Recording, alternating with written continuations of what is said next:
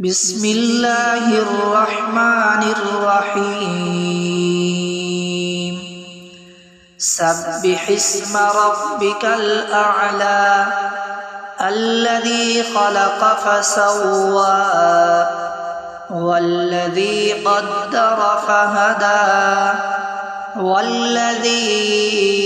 أخرج المرعى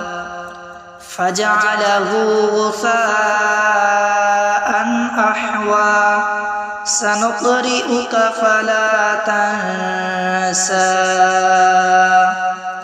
إلا ما شاء الله إنه يعلم الجهر وما يخفى ونيسرك لليسرى فذكر إن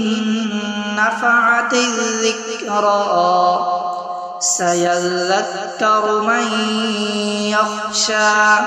ويتجنبها الأشقى الذي يصلى النار الكبرى ثم لا يموت فيها ولا يحيا قد أفلح من تزكى وذكر اسم ربه فصلى بل تؤثرون الحياة الدنيا والآخرة خير وأبقى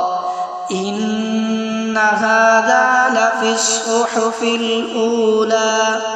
صحف إبراهيم وموسى